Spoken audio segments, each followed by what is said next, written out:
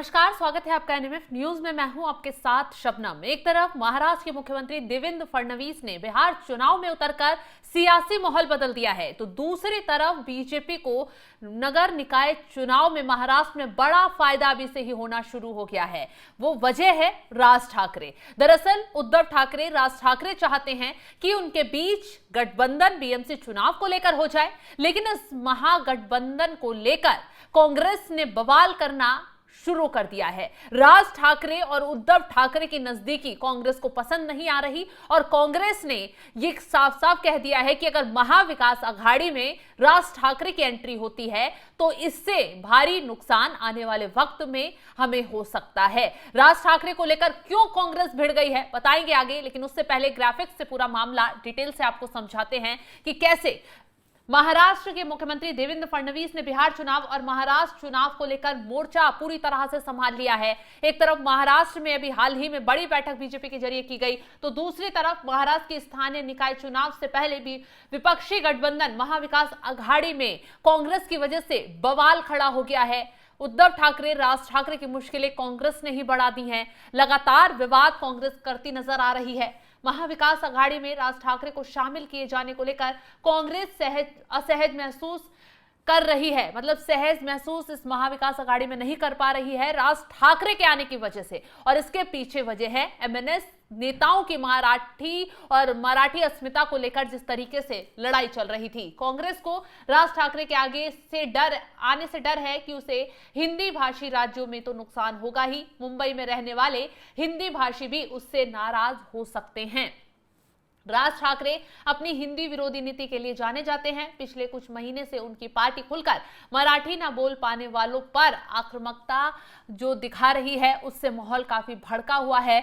जो बाहरी लोग हैं, जो हिंदी भाषी लोग हैं, वो लगातार एमएनएस के खिलाफ खड़े हो रहे हैं, क्योंकि जिस तरीके से एमएनएस के कार्यकर्ता बवाल कर रहे हैं, गैर हिंदी भाषी लोगों के साथ मारपीट कर रहे हैं, बाहरी लोगों को निशाना बना रहे हैं, उससे कहीं ना कहीं महाविकास आघाड़ी इस पर निशाने पर आ रही है। कांग्रेस फिलहाल इस गठबंधन में मनसे की एंट्री को लेकर खुलकर समर्थन नहीं दे रही है। कांग्रेस ने इसका खुलकर विरोध शुरू कर दिया है कि राज ठाकरे को वो महाविकास आघाड़ी में बिल्कुल बर्दाश्त नहीं करेंगे। अब जाहिर सी बात है, महाविकास आघाड़ी चुनाव से पहले ही आपस में भिड़ गई है। कांग्रेस खुलकर राज ठाकरे के खिलाफ खड़ी है।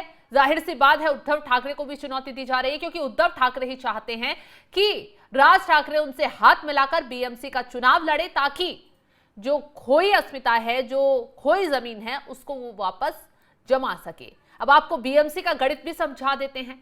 बीएमसी में शिवसेना, जब उद्धव ठाकरे के पास शिवसेना थी तो उनका दबदबा पुराने वक्त से रहा है, और ऐसे में उद्धव ठाकरे चाह रहे हैं कि किसी तरह विधानसभा चुनाव में तो जीत नहीं पाए, लेकिन बीएमसी का दबदबा वो बनाए रखें। बीएमसी में राज ठाकरे और उद्धव ठाकरे दोनों ही पार्टियों का बीएमसी पर महत्वपूर्ण प्रभाव रहा है। अलग अलग रूप में उद्धव ठाकरे का दल यानी शिवसेना यूबीटी सीधे बीएमसी राजनीति में सक्रिय रहा है, जबकि राज ठाकरे की एमएनएस ने लोक वोटिंग आंकड़ों के हिसाब से रणनीतिक स्थान बनाया। आगामी बीएमसी चुनावों में मुख्य लड़ाई मराठी पहचान, स्थानीय विकास, गठबंधन रणनीति, सेवा प्रदायगी के मुद्दों पर होगी। विशेष रूप से राज और उद्धव ठाकरे के बीच संभावित गठबंधन इस चुनाव को और अधिक निर्णायक बना सकता है।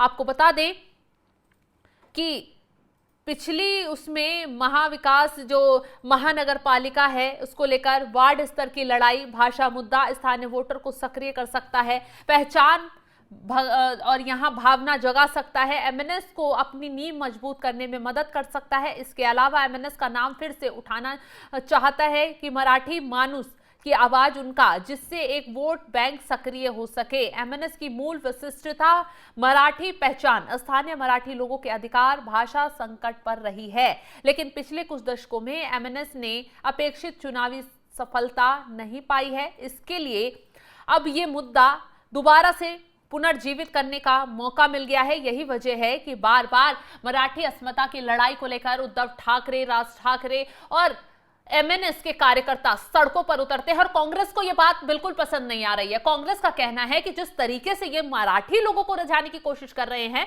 कांग्रेस का कोर वोट बैंक गैर मराठी हिंदी भाषी लोगों के पास है। अगर राज ठाकरे उनके साथ महाविकास आघाड़ी में आ जाते हैं तो जाहिर सी बात है वो बाहरी लोग हिंदी भाषी लोग नाराज होंगे, जिनके खिलाफ एमएनएस के कार्यकर्ता लगातार सड़कों पर उतरकर उपद्रव मचा रहे थे। आपने देखा कैसे बीते दिनों कभी मराठी न बोलने पर दुकानदारों को पीटा गया, कभी मराठी न बोलने पर रिक्शा चालकों को पीटा गया, कभी महिला जो दुकानदार हैं उनके साथ झड़प की गई, और अभी हाल ही में हिंदी मराठी भाषा को लेकर दुकानदार महिलाओं के बीच में झड़प होती हुई नजर आई है। तो ऐसे में मुख्यमंत्री देवेंद्र फडणवीस लगातार एमएनएस के कार्यकर्ताओं पर एक्शन ले रहे हैं, जो बवाल कर रहे हैं उन पर एक्शन ले रहे हैं।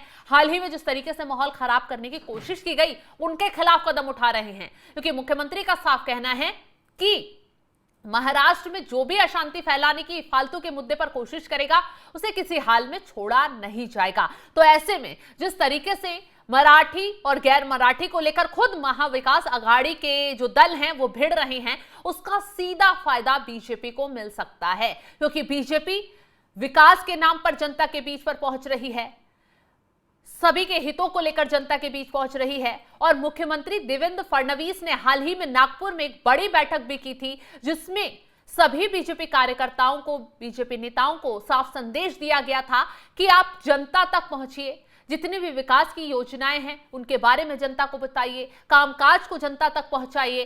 सिर्फ रिपोर्ट कार्ड के आधार पर ये चुनाव लड़ा जाए, ना कि ये मराठी अस्मिता की लड़ाई, मारपीट, हिंदी गैर मराठी, इस तरह की लड़ाई से माहौल ही खराब होगा।